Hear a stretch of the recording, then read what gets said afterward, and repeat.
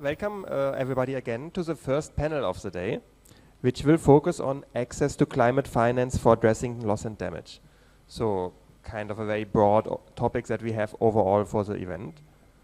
And we have 4 speakers as announced by Shifas just now. And we're very happy to have all 4 of you here. And or rather 3 of you in the room, 1 online. Because I think you'll bring in a real wealth of expertise on this topic. I would actually like to start, if he's online, with Hafiz. Can someone confirm if he's online? Yeah. No, okay. In that case, I would start with you, Angela. And I have my first question. So we will talk about different elements of access to climate finance for addressing loss and damage. We'll talk about different levels of it, different dimensions. We're looking at the obstacles, but also the opportunities. Starting with you from the perspective of developing countries, such as Sri Lanka, what types of support, financial, technical, institutional, are most urgently needed to ensure timely and effective response to climate impacts, both economic and non-economic ones? Over to you. Thank you very much, Denise. I hope you can hear me. First of all, then let me express my gratitude to SLYCAN Trust and those who allow us to participate in this important event. Angela Rivera, I'm from Colombia, and it's a pleasure to join you in this beautiful country, my first time in Sri Lanka, so it's a pleasure to be here with all of you. On the specific question, and just to build on the experience that I have, because I've been working for the government of Colombia for more than 10 years, but on loss and damage, 8 years. I think one of the main difficulties that we face in our countries, in developing countries, is that we don't know at all what we need on loss and damage.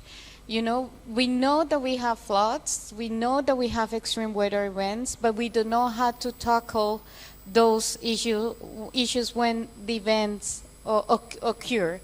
So I think the first thing, and something that I've been promoting in my country, is that we need to have some kind of needs assessment on loss and damage. What do we need on loss and damage in our countries? That's the first thing. The second thing is the cost of loss and damage. There is not a unique methodology on cost, on evaluate the cost of loss and damage. I know that there are some organizations that are working on it, but there is not, a common methodology at international levels that help us to evaluate the costs.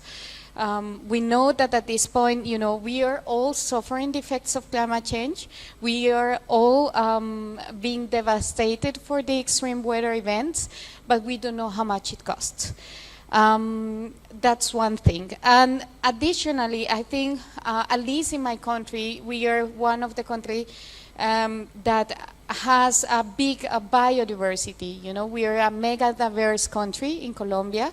And Latin American countries, we have the Amazon. And the non-economic losses, that's something that we face. We don't know what are the non-economic losses and what are the costs.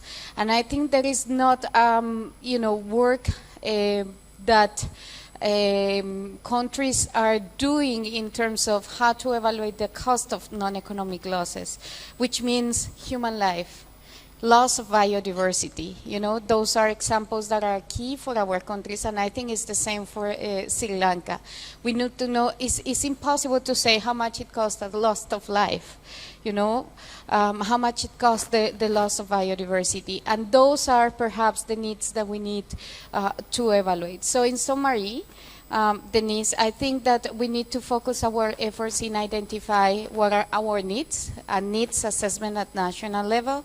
Second, to identify what are the costs of loss and damage, and then also work on non-economic losses, which are the things that we cannot quantify, but we know that are important. For instance, indigenous knowledge, cultural heritage. Those are key areas that we need to work on it, because otherwise we are losing key part of our nature or key part of our, culture in our countries. Thank you. Thank you very much. I think this is already a very good start to the discussion. And I fully agree, this assessment of the cost is very difficult, and also I think there are different kinds of cost involved in some cases where we also have damages and losses that are not reversible, right, that we cannot get back even if we have unlimited funds. So how do we deal with some of these impacts? So speaking of that, maybe I'll hand over to Amjad, also representing Maldives and also being a board member of the GCF and a member of the SCF. What are the main barriers that you see, especially for developing countries, to access finance for loss and damage? And how can these barriers be addressed? And maybe also from the institutions you're part of, how are these institutions working to make these, to reduce these barriers? Good morning. Thank you, Dennis, for inviting us, at least me and my colleagues. This is extremely important forum at a time that we challenge with not only with climate finance as a global multilateral process. So I think it's a timely that we are discussing on a very critical aspect for all of us, the loss and damage. I think you just heard the kind of challenges. Of course, the quantification of losses is something that's extremely difficult. But I'm sure, I mean, if we have the wisdom, we can proceed. I mean, there are a number of studies. There are ways and means that we can. But I think your question, Dennis, I think I have to reiterate. I think this is not a new question, I'm sure. Every one of us are very familiar with the challenges. Obviously, developing countries continue to face extremely significant and complex barriers in accessing climate finance, especially in the face of loss and damage that is caused by extreme events. And of course, these barriers span not only economic, institutional, political, and procedural dimensions.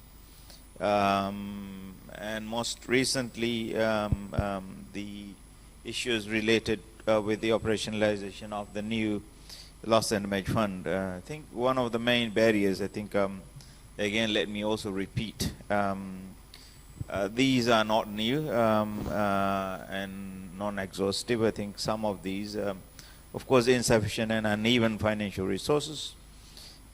Overall, climate finance flows significantly dedicated to loss and damage. Obviously, it's vastly below the needs that is required. The current pledges is relatively small. It's a fraction of what we have thought. Again, like we have been reiterating the complex access modality and the bureaucracy. I think the international financial architecture, I think there has been an effort at all levels, at the political level, at the technical level, to reform the international financial architecture to access the bureaucracy. I think this is something that we all have in. I think you must have heard about the reform process that's been carried forward. It is taking longer than we expected, but I do think that it's going to land sooner. What I always use, I think this is something that I've reiterated. I think we are in a very critical time of our era. I say this example, I think I take the example of how the world reconstructed after the Second World War. I think we have to think about a climate Marshall Plan that takes risks. That's how I'm sure. You've read the history, and you've seen from documentaries, you've seen from the history how the world has reconstructed after the disaster of the Second World War. So we're in a similar kind of event in the case of extreme events. So I advocate that, we have to apply a climate Marshall Plan and move on, taking the risk and the access to constitutionalities that, I'm sure, there will be lessons learned. And we have learned a lot of lessons from the reconstructions of the world. So that's the analogy that I wanted to use, and that if we can apply that, I think we can, and we can move forward to addressing the extreme events and especially broader climate finance architecture.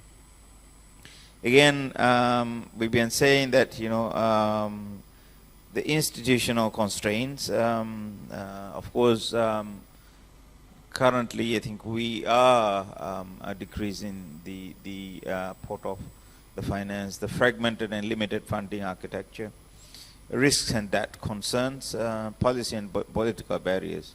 I think these are some of the challenges. I'm sure, there are ways and means where we can overcome these, and a number of countries have some very good examples that they have applied locally, and I'm sure these are the lessons that we can apply at the multilateral level. I would say that, we strongly believe that despite the bureaucracies, I think there's no other better way, at least from our perspective. What we need to do in a challenging time, we need to ensure that multilateralism, multilateral funds remains at the core, especially for the most vulnerable and developing countries. With the international, law, I think this is something that I wanted to stress, because what we existed as sovereign countries is because of the international law and order. So I wanted to stress that, I know that I've been hearing that, it's complex. Yes, it is complex. Bureaucracy exists for reasons. I'm not saying that we have to compromise the international best practices and accounting procedures, but there are ways that we can eliminate or reduce the bureaucracies in accessing the funds. And some of these, I'm sure, a number of countries have these examples, and this is something that we need to carry forward. We need to send those signals to our partners. Hey, look, these are the things that we worked in our part of the world. I think it's a collective voice from the developing countries and, of course, to the developed. I think it's about partnership. When it relates to extreme events, especially the loss and damage, it's not only for the developing countries, it's also the developed world. So we are all going to be faced with these challenges. But what is lacking here is the institutional financial capacity that we wanted in the global south. And that's what we need to ensure that, we all have the common but differentiated responsibilities with respective capabilities to address these challenges. Thank you, Dennis.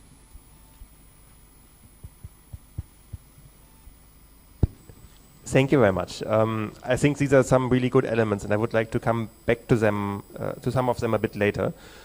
I also like the idea of a Marshall Plan for climate change. The original one, of course, was driven by the US, but in this case, I guess it would be the UN system who would have to drive this, or you're looking... we will come back to this, but I think it's an interesting idea to bring into this discussion.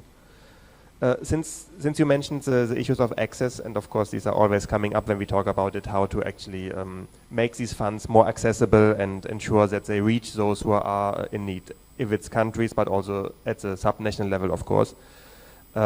Maybe to Thibyan, I would like to ask, what are some of the major steps being taken to simplify or streamline access modalities and ensure that loss and damage finance does actually reach the affected communities in a timely manner, in an effective manner, in a transparent and accountable manner? And we already heard from the FLD, this is a priority to make this happen. I think you joined the last two FLD board meetings as a replacement for Wahid, and also you have been advising. What are your insights on this? Thanks, Dennis, and good morning, everyone. It's great to be in Colombo. And I think also just before starting to convey my sincere sympathies and condolences to the government and the people of Sri Lanka after the aftermath of Cyclone Ditwa. As a Maldivian, obviously Sri Lanka is very close to us, and we are constantly doing what we can to support the people of Sri Lanka. And I think that also puts a big context of what we're discussing today. Firstly, maybe to just start on the Loss and Damage Fund, and it was great to have the Deputy Executive Director provide a welcoming remark this morning. I think she did cover a lot of what the fund's aiming to do and what is currently been agreed, especially with regards to the Barbados implementation modalities, or the BIM, which is the interim phase of this fund. So yes, the fund, it was adopted in 2022 in Egypt, and in 2023 in the UAE. The fund was able to actually become more operationalized with the agreement on the funding arrangements. But obviously now putting that into a timeline, it's 2026, and we still have not really dispersed money to communities. So while it might look to someone from the outside as though a lot of time's gone and they've not really seen much results, there was a lot of groundwork that had to be done for the fund, and a lot of initial sort of discussions and negotiations at the board level that had to that had laid the sort of groundwork to enable this Barbados implementation modality to get adopted, and it was launched last month in December. This fund, a loss and damage fund, or the fund for responding to loss and damage, it is unique from other multilateral climate funds, and Amjad has highlighted a lot on the Green Climate Fund and just the general climate fora that we have to deal with. But this fund was very specific in terms of responding to something very niche that often does not get much attention in the international climate landscape and discussions, even though it's something that many developing countries have to grapple with constantly, as you've seen here in Sri Lanka as well. With this fund, and when we talk about access to funds, I think it's important to highlight that this fund, because it was unique, it was made, when it was developed, the urgency of loss and damage was integral in the development of this fund. It was supposed to be fit for purpose, but also it was supposed to be able to differentiate, because different countries experience climate-induced loss and damage in different ways. There are rapid impacts that you face, such as like Cyclone Ditwa. There are more slow onset events as well that other countries face, and there's often both happening simultaneously. So it's a very broad concept, and I think Angela as well has highlighted a lot of the technical nuances of loss and damage. But when it comes to actually responding to it and funding it, I think the fund, there are two main points that I wanted to raise on access. One thing that the fund has done is to try and counter some of the challenges that Amjad has also mentioned in his remarks in terms of accessing finance, especially international finance.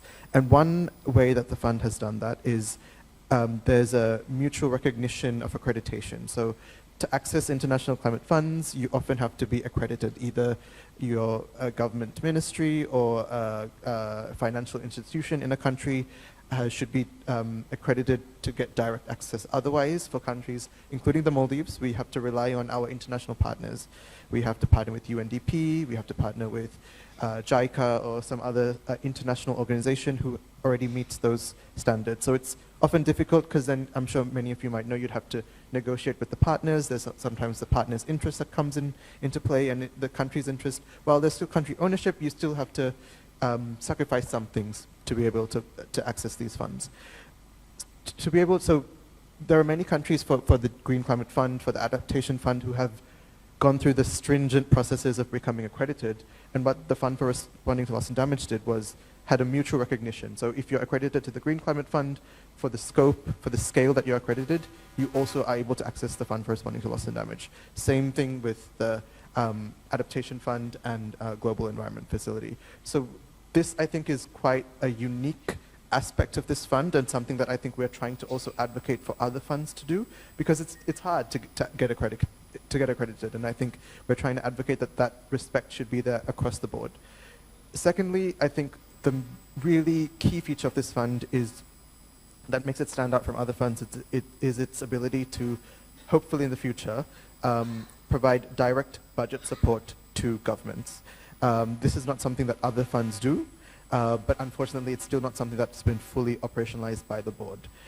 So there's still a lot of work that needs to be done, while there are still access modalities under the BIM, including through MDBs and the direct access entities that are already accredited to other funds, I think for countries like the Maldives, and I'm not sure if Sri Lanka is in the same position, but because we don't have any direct entity in the Maldivian sort of national landscape that can access these funds, we are pushing for the board to continue to do the work needed so that the fund can directly support governments. I think when this is done, this would really provide a lot of ease to countries that aren't able to be accredited right now for various reasons, and just provide an easier way to respond to the loss and damage impacts that countries face. So those were just 2 quick points I wanted to highlight on access. Thanks. Yeah, thank you very much. I think these are really interesting points, and I think it's a really interesting moment also to look at this, because just a few years ago, I think it would have been quite hard to believe that we would have a functional fund for loss and damage specifically. I remember before Egypt, this was certainly not a given, and it's a hard-won achievement to have this fund at all. Certainly, it would need more. It needs more resources and more money, but it is on the way to be operationalized, and I think this is a really important moment that we also should acknowledge. Before the fund and also before the Santiago Network, we already have the Warsaw International Mechanism, which was established to address loss and damage, which has its executive committee, but all the different work streams on different aspects of it. And it's done a lot of technical work on identifying needs and gaps. And I would like to invite our 4th speaker, who is joining us from Bangladesh remotely, because he unfortunately couldn't be here in person. Hafiz, who is the co-chair of the executive committee of the WIM. And I would like to ask you a similar question that I asked Angela. What are the key types of support that are needed, that are most needed for countries to ensure that they can respond to loss and damage? So we already heard a lot about the different kinds of impacts, non-economic ones, the economic ones, the indirect ones, the direct ones. There are a lot of different things that we can or cannot quantify. There are also impacts to human health, for example. There are these cultural impacts. There are losses of traditions, of knowledge, even of languages that we might not be able to reverse once they have happened. But of course, there are also a lot of economic losses that are happening to infrastructure, to livelihoods, to agricultural land. And we have seen a lot of these during DITWA as well. So Hafiz, what are the types of support that would be most needed or most urgently needed to address some of these impacts? And maybe you could talk a bit about the work of the ExCom as well, and what the WIM has been doing to do the technical work and advance the technical work on loss and damage. Good morning, colleagues and friends. Danish, thank you so much. I'm very excited to see some of friends on the dais, Amjad, Angela, Thibyan. So particularly I was hearing Amjad and Thibyan, they talked about the difficulties related to access their multilateral funding entities, including the FRLD. Thibyan particularly identified the necessity to facilitate the direct budget support. Colleagues, Fund for Responding Loss and Damage is different and is very unique because under the governing instrument we agreed for the direct budget support. Now challenge is how to access small resources under Barbados implementation modalities. So Thibyan already outlined that we need to utilize the already accredited international and national entities like Maldives. In our country also there is no nationally accredited national agencies who are accredited to the other multilateral funding entities. So problem is the big elephant in the room is the functional equivalency aligned with the multilateral development banks. So first of all, this is a challenge.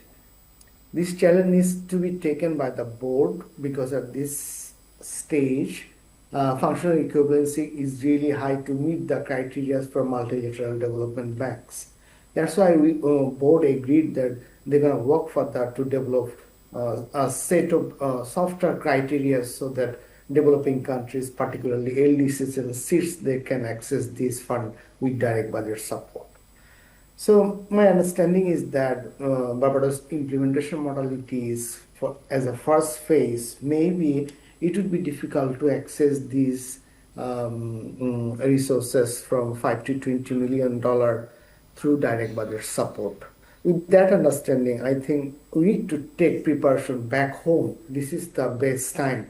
We need to prepare ourselves so that we can access the existing limited financial resources, technical assistance. Angela is there. I'm sure she's going to talk about the Santiago Network and how it can assist the vulnerable developing countries to prepare ourselves.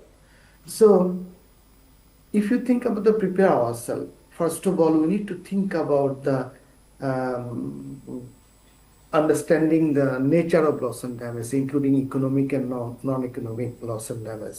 We all know that the quantification of non-economic loss and damage is a big challenge. So we need to identify right set of tools and methodologies so that we can really understand the nature of loss and damage, considering the country context, geographical context, also community and ecosystem context. So once we can understand the nature of loss and damage with right set of tools and methodologies. Dennis, you talked about the executive committee of the Warsaw International Mechanism.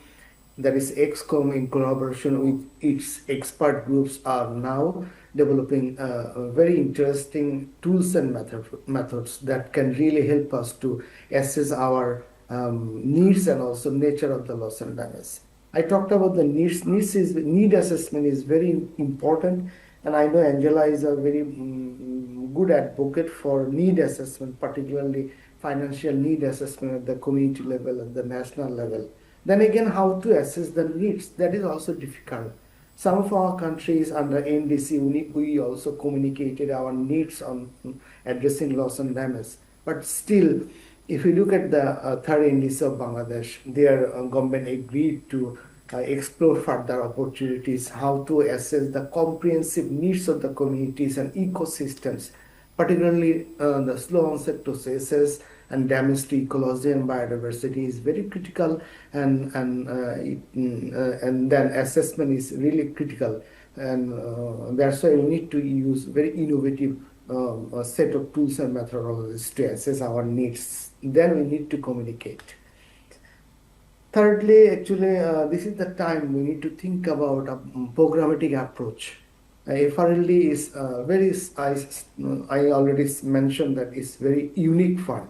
We agreed in the governing instrument that FRLD will operationalize with two-pronged approach, that is trigger-based approach and the programmatic approach. Particularly certain onset events, we need to think about the innovative trigger-based approach so that soon after an event like flood and cyclone, communities get supported.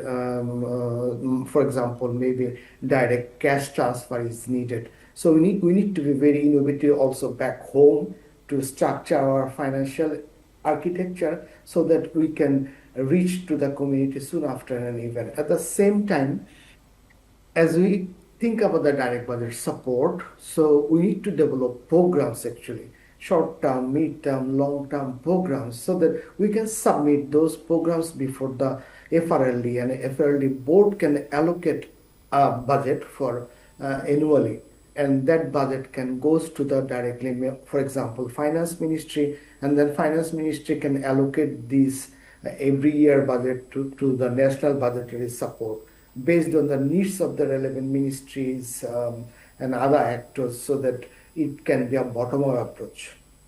Based on the needs, we need to communicate the needs, and the FRLD would be responsible to meet our needs. So Amjad talked about broadly the accounting system.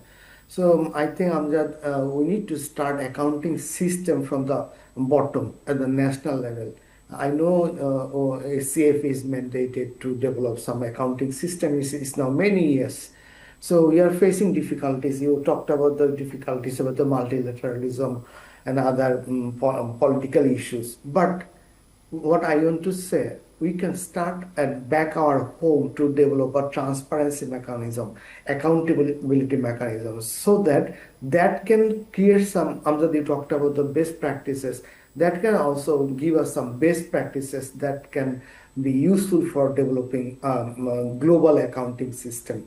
So Danish, I would like to stop here saying that this is very critical time.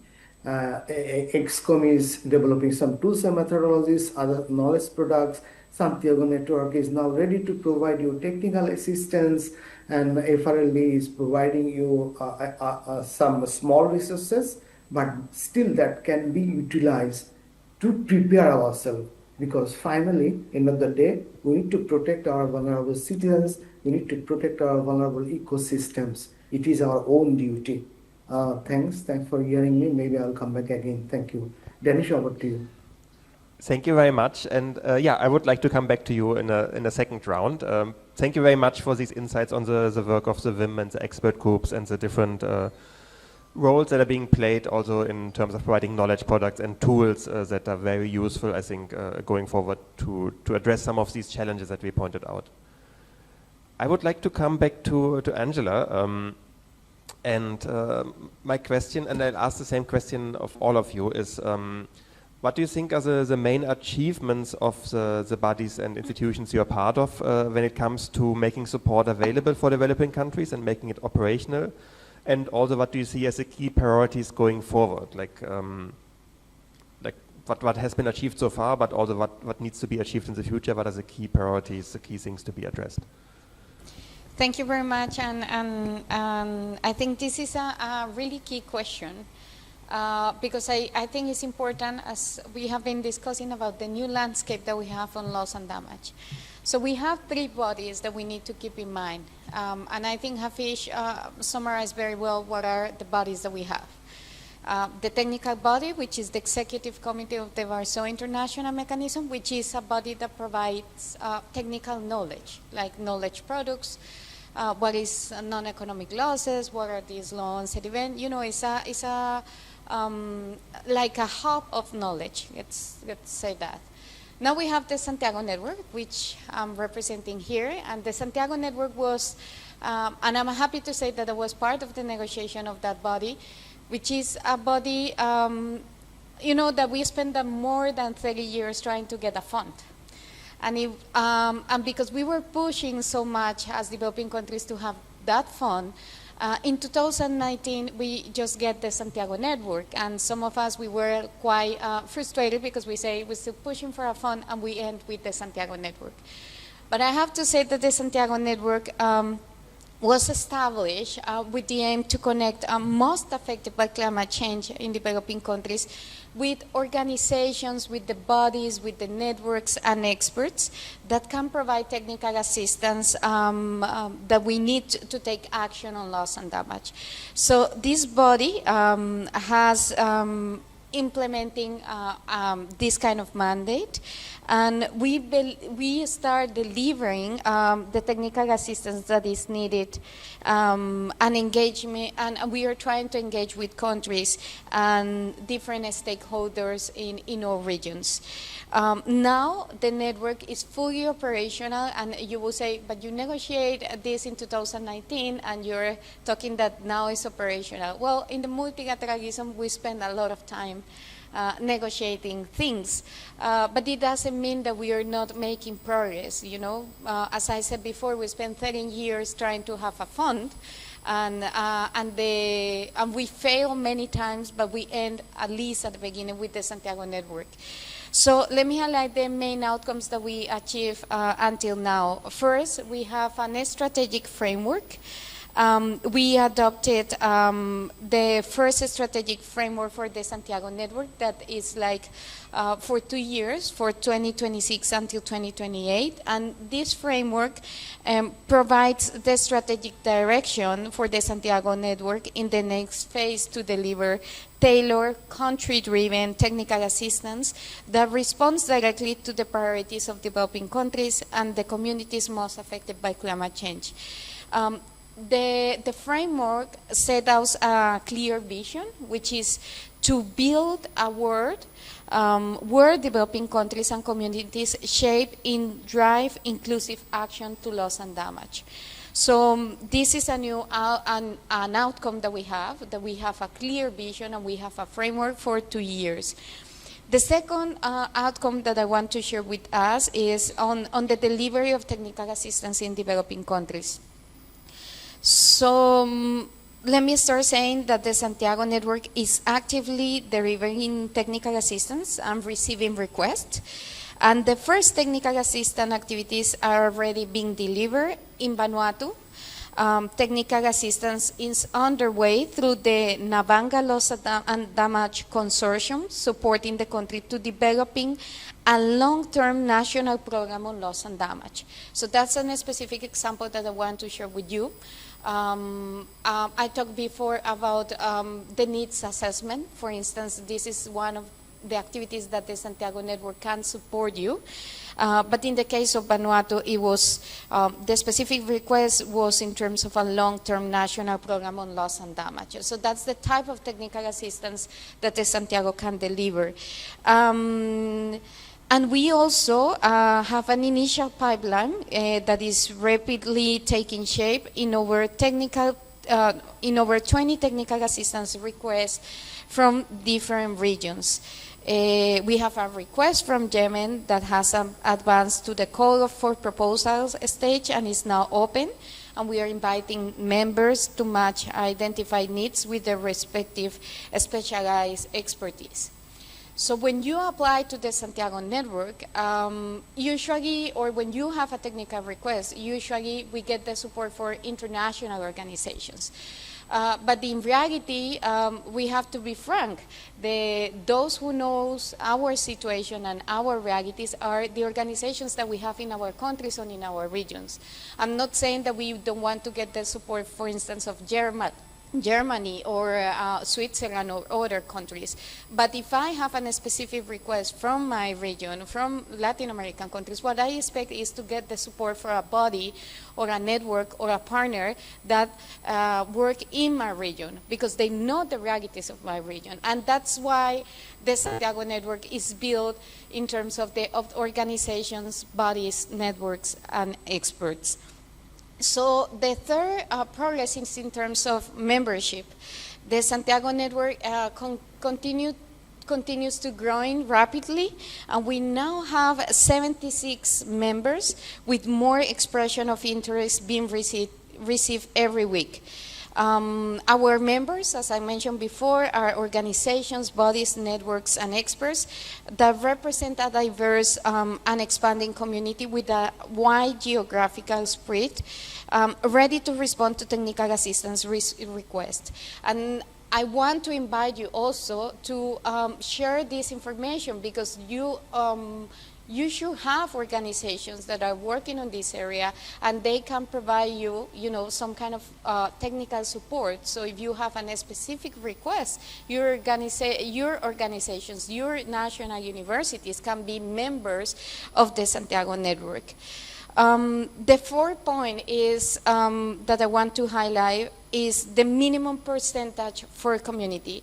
Remember that this is the second body that was established. Again, the Santiago Network is not a fund. It's a technical assistance body, although we have some resources, but it's not like the Loss and Damage Fund.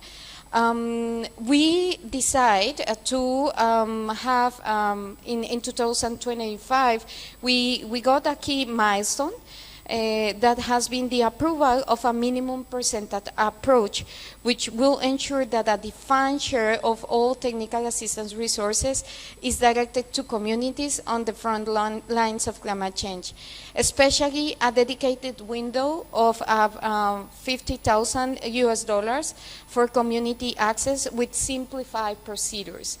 So this is something that is really important, because usually we have to go to international organizations to get access to and provide support to the communities. Here in the Santiago Network, what we are trying to do is to help directly the communities, and they can apply to the resources. We know that perhaps $50,000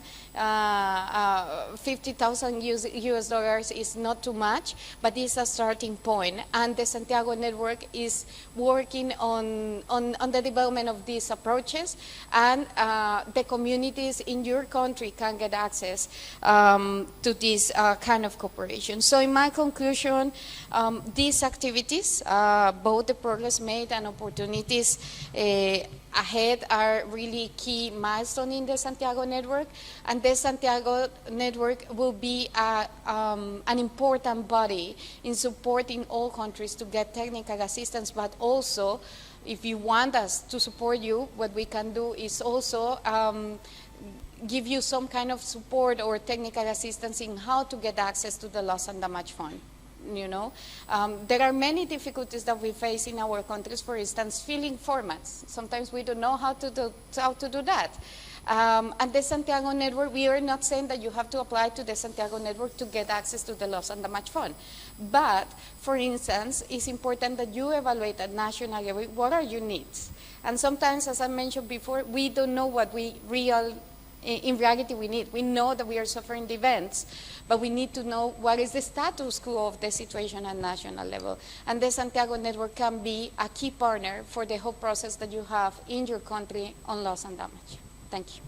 Yeah, thank you very much. And I think, I mean, from our perspective also, we have seen that these things are becoming now more operational. We are also one of the members of the Santiago Network, and we have seen the requests coming in now, and we can see the FRLD has opened for proposals. So there's really like a momentum now also where there's these things that have been in the works for a while are now becoming more open, more operational. So there's really opportunity also to engage more with these entities. Amjad, I would like to ask you the same question, kind of what do you think are some of the main achievements, but also the main priorities going forward, maybe for the GCF and the SCF, but also anything else, any work that you are involved that you have been following? Thank you, Dennis. I think Angela has kind of eloquently explained. I think it took, yes, I think to establish this fund, it took almost 30 years. I remember vaguely, I think in the early days of the convention, this is something that did not emerge only recently after Paris or before Paris, Paris mandate. It is something that I think at least has been at the forefront, at least from the SIDS perspective. This is something that we've been trying as early as the convention days. So it took, yes, long time, but the key institutions has been able to establish, fortunately, the WIM, the Santiago Network, and of course the fund itself. So I have to say that, you know, all the boxes has been ticked, what we've been negotiating for years. So it's an urgency to start accessing this fund. And the most critical aspect, the unique aspect that Thibyan has also highlighted with the rest of the funds is the direct budget support. The modalities, the modus operandi needs to agree. I think I would strongly suggest that we get this done ASAP. And to link with that, I think, of course, as the case of Maldives, we do not have yet a direct access entity, but we are working. I would strongly suggest at least one direct access modality for all of us is to access this, because we've been complaining that the bureaucracy, but if you wanted to eliminate bureaucracy, I think this is the best time that we establish or we get accreditation of one at least of a national entity, so that you can directly access and you don't have to go through you know, bureaucratic layers of accessing this. So either I know that a number of countries have accredited Minister of Finance, which might be ideal in this case because it's also related. I'm not advocating one such model, but you know, there are multiple models we can use. I'm sure, I mean, this is also one of the challenges, the fragmentation within any government. I'm not, you know, saying one single, but it's across the board. One has to recognize now that the development finance has rebranded to climate finance. That's not something that I have been saying, it's a fact. So it's time that, you know, the climate portfolio is mainstream. It's not a sectoral, but I know in number of governments, it has taken still a sectoral, you know, subject. But in the case of climate, I think it is a mainstream area. So we need to find a way as to how we can work collectively as a central pillar of the climate and development in our part of the world. Of course, looking ahead, I think we've been saying that, you know, to scale finance to match real losses and damages. Number of examples. There's no perfect, there's no excuse, I have to say. There has been some studies, scales we can start. Of course, there'll be a lot of lessons learned over the years when we start implementing it. Of course, predictability is something that we need to ensure. It is not about the predictability, it is also about the transparency of fund inflows. I'm sure, I mean, we are all accountable for transparency. And of course, deepen innovation. We all have to recognize the scale is becoming lower and lower. So we have to find innovative finance, but we have to also recognize there are certain commitments that we all have to respect that goes root to the beginning of this process. That if we wanted to restore and continue the multilateralism, it's not about you know, reforms. It's about going back to the root cause. If we have respected all our commitments with common but differentiated responsibilities, with respective capabilities, we should not be complaining what we are. I'm not using complain as a word, but then I think these are the concerns. If we go back to the root, if we all have done our commitments, we wouldn't be in a situation. We all recognize there are challenges that has not been able to fulfill, but we need to respect and to maintain an international law to ensure that peace and security for climate and for our people. Thank you. Thank you very much.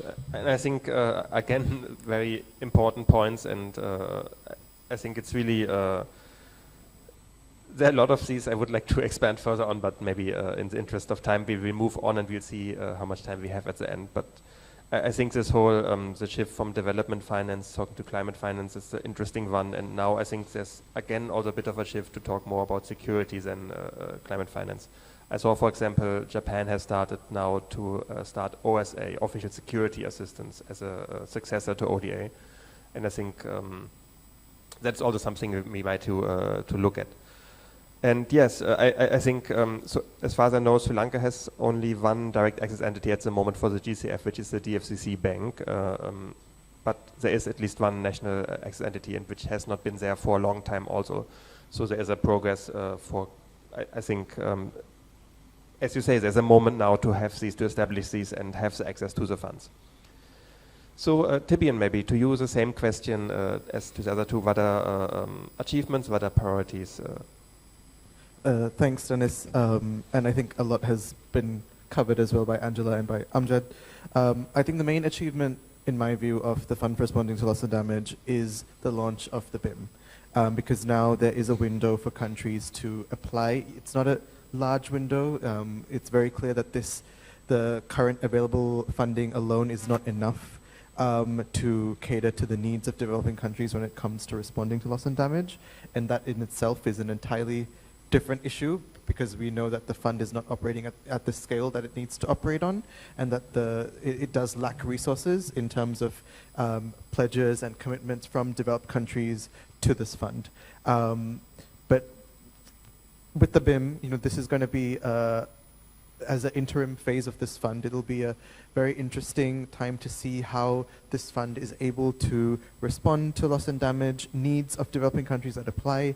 As the Deputy Executive Director mentioned in her remarks as well, there's a lot that's going to be learned as the board sees the results.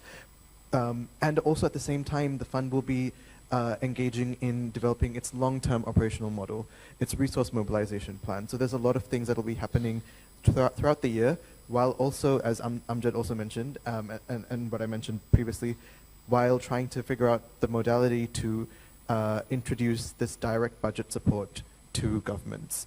So there's a lot of different sort of wheels that are turning at the same time, but I think just finally launching this interim phase is a really big achievement. It's a lot of work. You know, it's mentioned almost 30 plus years of advocating for a fund for specifically loss and damage, and finally to be at this moment. So, and thanks Dennis for mentioning that Sri Lanka has an accredited entity. I think it's really important that the Sri Lanka uses this accredited entity if that is the priority to apply to the interim phase and to secure some funding, especially given what has happened recently in Sri Lanka. So those are sort of things that are ongoing now in terms of the BIM, but I think, yes, you know, there's still a lot of advocating to do as well with the fund. We know that, you know, in terms of the scale of loss and damage and what countries experience, what the current available resources in the fund is not even close to being able to meet the needs. So this fund won't be able to do everything, unfortunately, but it's still important that we continue to advocate. And Amjad very rightfully said, you know, there are legal obligations for countries to commit climate finance, to support developing countries in climate action, and for developing countries to respond to the impacts of loss and damage. And these are impacts that many of us didn't cause. We're not the contributors to the climate crisis. So I think there's still a lot of advocating that needs to be done, which is now going to be even trickier given the current geopolitical situation. Dennis, you mentioned the sort of shift to defense and security for many developed countries, and we're seeing contractions in development finance, contractions in climate finance, and aid that's been given, humanitarian aid. So it's going to be even trickier now to be able to advocate, but I think there's still a lot that needs to be done moving forward in terms of that advocacy, and I think there are many groups, obviously the board as well will have to continue to push for this long-term resource mobilization strategy, and this is also in the context of within the UNFCCC landscape, the new collective quantified goal on climate finance, which was adopted in Baku, and to meet that scale of finance as well. So there's a lot of pieces of the puzzle that are moving, and yeah, I think, you know, for the fund itself, you know, it's hard to maybe say tangible achievements because we're yet to see what the fund can actually do. But you know, there's obviously has been a lot of work to get to this point, which obviously has to be noted. But that alone obviously is not enough. We still need to do more, and I think we're very much looking forward to engaging with the board this year to continue to advocate and push for more progress. Thank you very much. So I would now like to ask the same question from Hafiz online, and after that to open up the floor maybe for any questions from the audience. But first, Hafiz, the same question to you.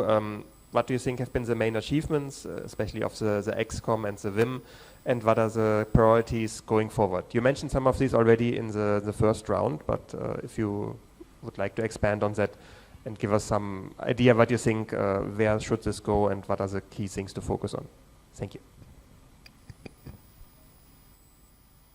So Amjad and Thibyan, both of them talked about the legal rights, legal responsibilities. I know Angela is a big, again, great advocate to promote the ICJ recent advisory opinion. And the recent opinion from the ICJ we got that clearly recognized that polluter countries are responsible for reparation and to compensate with satisfaction. So there is a legal interpretation that came from the highest judicial organ. So that gives us legal also ethical strength to create pressure the polluter countries to provide financial resources to address the loss and damage. So we all know, Amjad also mentioned about the critical stage of multilateralism.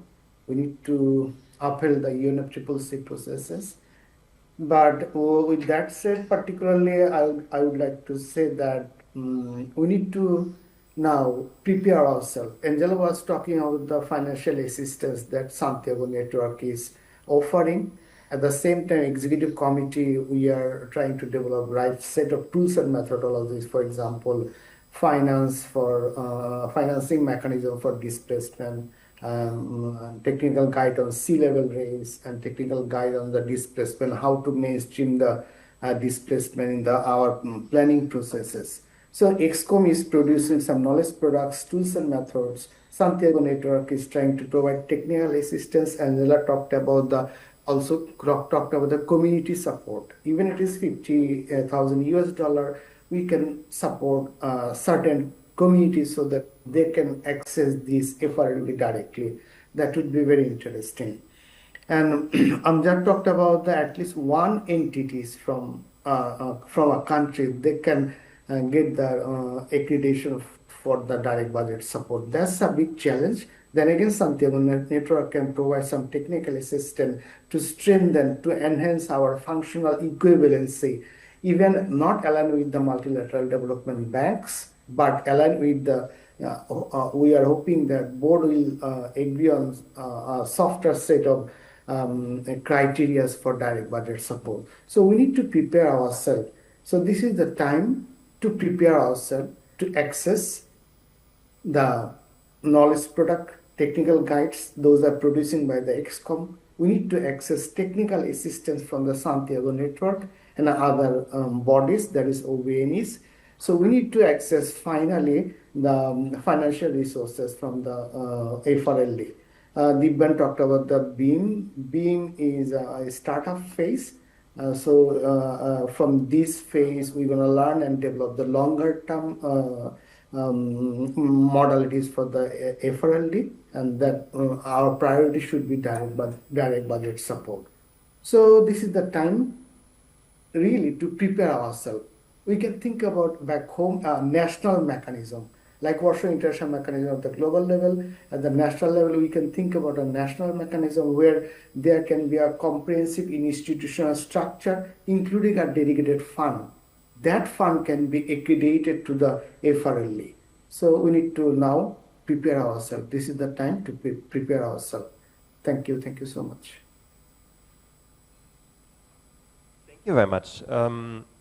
And thank all of the panelists for your intervention so far. I think this has been really painting a very vivid picture of the complex landscape that is there, but also how this has been evolving and becoming more operational, more accessible, and of course there's a way to go and there's many challenges to overcome.